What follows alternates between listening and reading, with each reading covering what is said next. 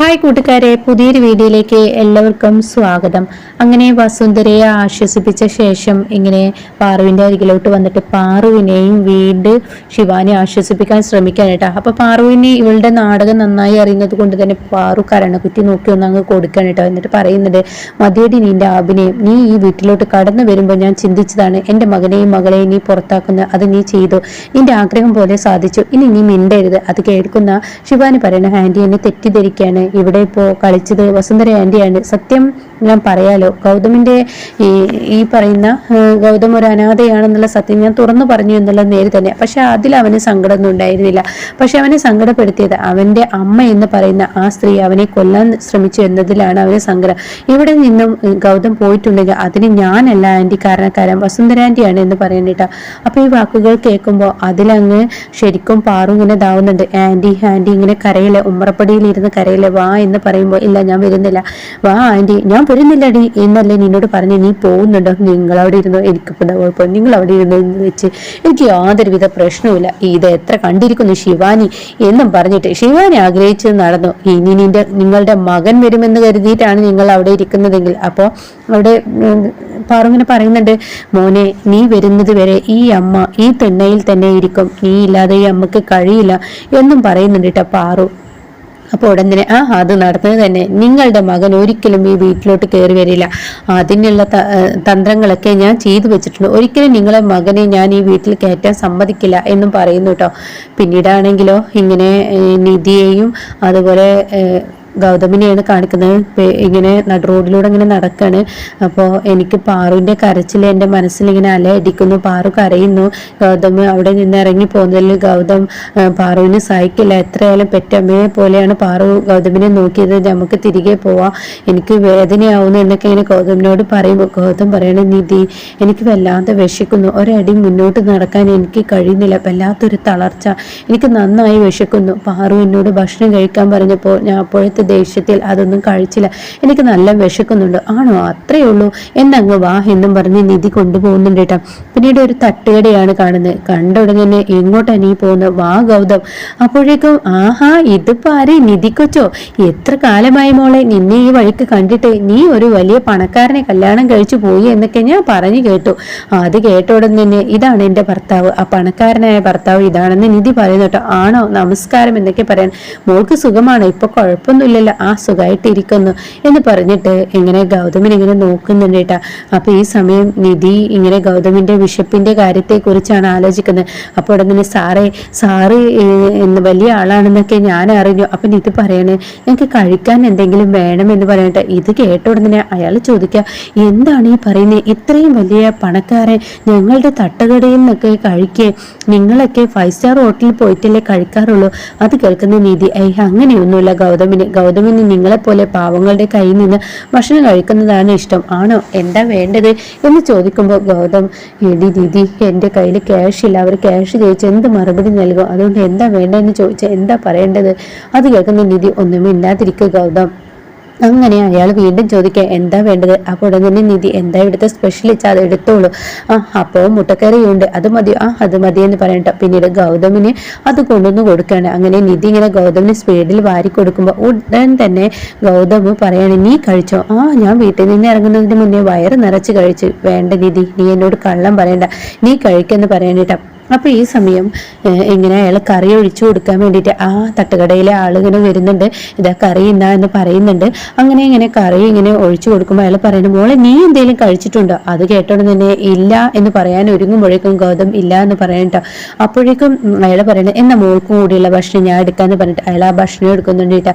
അങ്ങനെ രണ്ടാളും പരസ്പരം പങ്കിട്ട് കഴിക്കുമ്പോൾ ഇങ്ങനെ ഉടൻ തന്നെ ഗൗതം ഇങ്ങനെ പറയുന്നുണ്ട്, നിധി ക്യാഷിൻ്റെ കാര്യം എന്താ ചെയ്യുക, അയാളുടെ ഭക്ഷണം നമ്മൾ ഫുള്ള് കഴിച്ചു, പക്ഷെ ക്യാഷ് ചോദിച്ചാൽ നമ്മൾ എന്ത് മറുപടി പറയും. അപ്പം അയാൾ പറയുന്നത്, നിങ്ങൾ വലിയ ആളുകളല്ലേ, നിങ്ങൾ 2 ഇംഗ്ലീഷൊക്കെ ഞങ്ങളോട് പറയുമോ, എനിക്കത് കേൾക്കണമെന്ന് നല്ല ആഗ്രഹമുണ്ട്. ഇംഗ്ലീഷ് സംസാരിക്കുന്ന ആളെ കേട്ട് ഈ കടയിലോട്ട് ഇനി ആരെങ്കിലും വരികയാണ് ചെയ്യും, 2 വാക്ക് എനിക്കും പറയാനാണ് എന്നും പറയുന്നു കേട്ടോ. അങ്ങനെ ഈ സമയം അതൊക്കെ കേട്ട് ഗൗതം ഇങ്ങനെ ചിരിക്കുക. പിന്നീട് ഭക്ഷണം കഴിച്ച് കൈയൊക്കെ കഴുകൽ കഴിഞ്ഞിരിക്കുന്നു കേട്ടോ. അങ്ങനെ ഉടൻ തന്നെ ഇങ്ങനെ നിധി ഇനി എന്താ ചെയ്യുക, ഇപ്പോൾ അയാൾ സൽക്കരിച്ചിരിക്കുന്നു, നമ്മുടെ കയ്യിൽ കാശില്ലെന്ന് അറിഞ്ഞ അയാൾ ഒരു പട്ടിയെ പോലെ നമ്മളെ എല്ലാവർക്കും മുന്നിലിട്ട് ആട്ടു, നിധി നീ എന്താ ഈ ചെയ്യുന്നത് എന്ന് ഗൗതം പറയുന്നു. എൻ്റെ വിശപ്പ് മാറി, എൻ്റെ കണ്ണൊന്ന് തുറന്നു, എൻ്റെ ക്ഷീണം മാറി, പക്ഷേ ഇനി അയാളുടെ ആട്ട് കേൾക്കേണ്ടി വരില്ലേ? ഗൗതം ഒന്നും മിണ്ടാതിരിക്കുക, അതിനൊക്കെ ഒരു വഴിയുണ്ട്. അങ്കിൾ എത്രയാണ് പൈസ എന്നിങ്ങനെ നിധി ചോദിക്കുമ്പോൾ ഉടൻ തന്നെ ഒരു സെറ്റിന് 35 രൂപ എന്ന് പറയുന്നുണ്ട് കേട്ടാ. അപ്പോൾ ഉടൻ തന്നെ ശരി ഓക്കെ എന്നും പറഞ്ഞിട്ട് നിധി തൻ്റെ കയ്യിലോട്ട് ഇങ്ങനെ നോക്കുമ്പോൾ ആ വാച്ചിൻ്റെ സീൻ ഓർമ്മ വരികയാണ് കേട്ടോ. അതായത് ഗൗതമും നിധിയും കണ്ടുമുട്ടിയ ആ ഒരു സീന്, അതായത് തൻ്റെ അമ്മക്ക് മരുന്ന് വാങ്ങാൻ പോയപ്പോൾ താൻ പേഴ്സിൽ നോക്കിയപ്പോൾ അതിൽ ക്യാഷ് ഇല്ല, അതൊക്കെ നിഖിലിന് അടച്ചിരിക്കുന്നു. അപ്പോൾ ഉടൻ തന്നെ മെഡിക്കൽ സ്റ്റോറിലെ ആ സ്റ്റാഫിനോട് പറയുന്നുണ്ട്, എൻ്റെ അമ്മക്ക് ഇപ്പൊ കൊടുക്കേണ്ട മരുന്നാണ്, അത് കൊടുത്തു വരുമ്പോൾ ഞാൻ നിങ്ങൾക്ക് പണം തരാം, കുട്ടി നിന്റെ അഭിനയം ഇവിടെ നടത്തണ്ട, ഞാൻ ഒന്ന് പറയുന്നത് നിങ്ങൾ കേൾക്കുക. അപ്പോൾ തന്നെ കുട്ടി നീ അഭിനയം നടത്തണ്ട, ക്യാഷ് കൊണ്ടുവന്നാൽ മരുന്ന് കൊണ്ടുപോവാ എന്ന് പറയുമ്പോൾ നിധി തൻ്റെ കയ്യിലോട്ട് ഇങ്ങനെ നോക്കുക. അപ്പോൾ ഈ വാച്ച് കാണാനായിട്ടാ. അങ്ങനെ ഈ വാച്ച് ഊരിയിട്ട് അയാൾക്ക് കൊടുക്കുകയാണ്. ഇതാ നിങ്ങൾ ഒരു ധൈര്യത്തിന് ഈ വാച്ച് ഇവിടെ വെച്ചോളൂ, ഞാൻ വരുമ്പോൾ ഈ വാച്ച് തിരികെ തന്നാൽ മതി, ഇവിടെ വാച്ച് കടയില്ല, ഇത് വാച്ച് വിൽക്കുന്ന കടയല്ല, ഇത് മെഡിക്കൽ സ്റ്റോറാണ്, മരുന്ന് വിൽക്കുന്ന കടയാണ് എന്ന് അയാൾ പറയുമ്പോൾ ഗൗതം അവിടെ കയറി വരുന്ന കേട്ടോ. അങ്ങനെ നിധിയുടെ പെരുമാറ്റമൊക്കെ കണ്ടിട്ട് അയാൾ ഗൗതം പറയണേ എന്നാൽ ഞാൻ ക്യാഷ് കൊടുത്തോളാം ഈ കുട്ടിയുടെ എന്ന് പറയണ്ട. അപ്പോൾ ഉടൻ തന്നെ നിധി പറയണം, അങ്ങനെ നിങ്ങളുടെ ക്യാഷ് എനിക്ക് ഒരു ഔദാര്യത്തിൽ എനിക്ക് വേണ്ട, നിങ്ങൾ ഈ വാച്ച് വെച്ചോ, ഈ വാച്ച് വെച്ചാൽ ഞാൻ നിങ്ങളുടെ കയ്യിലുള്ള ക്യാഷ് വാങ്ങാമെന്ന് നിധി ഗൗതമിനോട് പറയുന്നത്. അപ്പോൾ അതൊക്കെ ഗൗതമിന് വല്ലാതെ അത്ഭുതമായി തോന്നുകയാണ്. അപ്പോൾ ഉടൻ തന്നെ ആ വാച്ച് ഇങ്ങനെ ഗൗതം വാങ്ങുന്നുണ്ട്. അപ്പോൾ നിധി പറയുന്നുണ്ട്, ഇതിന് 300 രൂപയാണ് ഈ വാച്ചിന് വില, എൻ്റെ അമ്മ എനിക്ക് തന്ന സമ്മാനമാണ്, ഇതൊരിക്കലും എൻ്റെ നിങ്ങളുടെ കൈവിട്ട് പോകാൻ പാടില്ല, ഞാൻ ക്യാഷ് ആയിട്ട് വരുമ്പോൾ നിങ്ങൾ ഈ വാച്ച് എനിക്ക് എന്തായാലും തന്നിരിക്കണം, ഇപ്പോൾ മരുന്നിന് 150 ആയിട്ടുള്ളൂ. അപ്പോൾ ഉടൻ തന്നെ ഗൗതം പറയുന്നുണ്ട്, ഈ ഓടാത്ത വാച്ചിന് 300 പോയിട്ടും 10 രൂപ പോലും കിട്ടില്ല, അത് ഓടാത്ത വാച്ചാണെങ്കിൽ 2 കൊട്ട് തലമണ്ടക്ക് കൊട്ടിക്കഴിഞ്ഞാൽ അത് ഓടുമെന്ന് നിധി പറയുന്നുണ്ട് കേട്ടോ. അപ്പം നിധിയുടെ ആ സംസാരത്തിലൂടെ അവിടുന്ന് അങ്ങനെ അവർ യോജിച്ചത് എന്നുള്ള കാര്യം ഓർമ്മ വരികയാണ്. അപ്പോൾ ഉടൻ തന്നെ നിധി തൻ്റെ കൈമത്തെ വാച്ച് ഊരിയിട്ട് ഈ തട്ടുകടയിലെ ആൾക്ക് കൊണ്ടു കൊടുക്കുകയാണ് കേട്ടോ.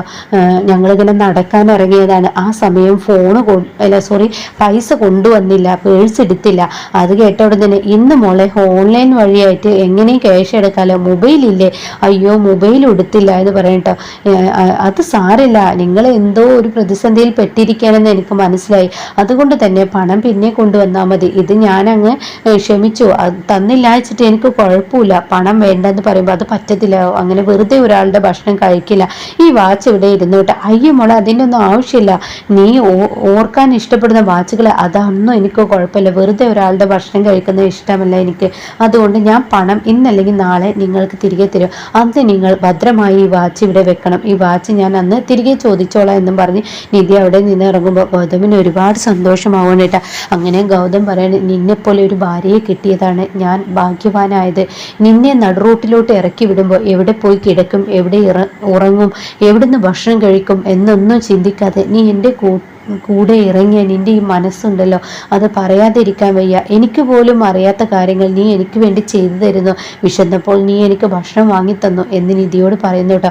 പിന്നീട് പ്രണവ് വീട്ടിലെത്തുമ്പോൾ ശിവൻ അയ്യോ ഇവന് വന്ന് ഇനിയിപ്പോൾ എന്താ ഉണ്ടാവുക, അപ്പോൾ പാറു ഇങ്ങനെ പൊട്ടിക്കരയുന്നതാണ് കാണുക. ഉടൻ തന്നെ പ്രണവ് എന്തിനാ അമ്മേ, എൻ്റെ അമ്മ എന്തിനാ കരയുന്നത്, അത് കേട്ട ഉടൻ തന്നെ മോനെ എല്ലാം പോയി എന്ത് പോയി എന്നാണ് നമ്മുടെ ഗൗതമും നിധിയും ഈ വീട് വിട്ടിറങ്ങി, ഏട്ടത്തെയും ഏട്ടനും ഈ വീട് വിട്ടിറങ്ങിയെന്ന എന്താ ഈ പറയുന്നത്, എന്താണ് ഇവിടെ സംഭവിച്ചത്, അമ്മ എന്നോട് പറ, എന്തിനാണ് എൻ്റെ ഏട്ടൻ ഇറങ്ങിയതിന് അതിൻ്റെതായ വ്യക്തമായ കാരണമുണ്ട്, എന്ത് കാരണം അത് ഞാൻ പറയാം എന്ന് പറഞ്ഞിട്ട് പറയാതിരിക്കുമ്പോഴേക്കും പ്രണവ് ഞാൻ പറയട്ടെ എന്ന് പറഞ്ഞ് ശിവാനെ വിളിക്കുകയാണ് കേട്ടോ. എന്താ ഞാൻ പറഞ്ഞു തരാം, എന്തിനാണ് നിങ്ങളുടെ ഏട്ടൻ ഇവിടെ നിന്ന് ഇറങ്ങിപ്പോയതെന്ന് ഞാൻ പറയാം എന്ന് പറയണം കേട്ടോ. ആ സമയം പ്രണവ് എന്തിനാണ് എൻ്റെ ഏട്ടൻ ഇറങ്ങിപ്പോയതെന്ന് ശിവാനിയോട് ചോദിക്കുകയാണ്. അപ്പോൾ ശിവാനി ഫുള്ളായിട്ട് കഥകൾ പറഞ്ഞു കൊടുക്കുകയാണ്. വസുന്ധരയെ കുറ്റപ്പെടുത്തിയിട്ടാണ് വസുന്ധര നിധിയെ കൊല്ലാൻ നോക്കി എന്നുള്ള സത്യം, ആ ഗുണ്ടയെ കണ്ടതും ഗൗതമിനെ കൊല്ലാൻ നോക്കിയ ഗുണ്ടയാണെന്നുള്ള ആ സത്യമൊക്കെ ഇങ്ങനെ പറയാൻ കേട്ടോ. ഇതേ സമയം ഇതെല്ലാം കേട്ടിട്ട് പ്രണവ് ചോദിക്കുകയാണ്, നീ പോലും ആഗ്രഹിച്ചതല്ലേ എൻ്റെ ഏട്ടനും ഏട്ടത്തി ഈ വീട് വിട്ടിറങ്ങണമെന്ന്, അപ്പം നിന്റെ ആഗ്രഹപ്രകാരമല്ലേ എൻ്റെ ഏട്ടൻ ഇവിടെ നിന്ന് ഇറങ്ങിപ്പോയത്, എൻ്റെ ഏട്ടനെ നിനക്ക് തടഞ്ഞു നിർത്താൻ കഴിഞ്ഞില്ലേ? നിനക്കും ആഗ്രഹം അങ്ങനെയായിരുന്നില്ലേ? എൻ്റെ ഏട്ടൻ ഈ വീട്ടിൽ നിന്ന് ഇറങ്ങി പോകുമ്പോൾ നീ തടഞ്ഞു നിർത്തണമായിരുന്നു, നിനക്കും ഇതിൽ പങ്കുണ്ടോ എന്ന് ചോദിക്കുമ്പോൾ ആകെ ഞെട്ടിപ്പോവാണ് കേട്ടോ ശിവാനി. ഈ പ്രാന്തനെ കൊണ്ടാണല്ലോ ഈശ്വര പെട്ടുപോയത്.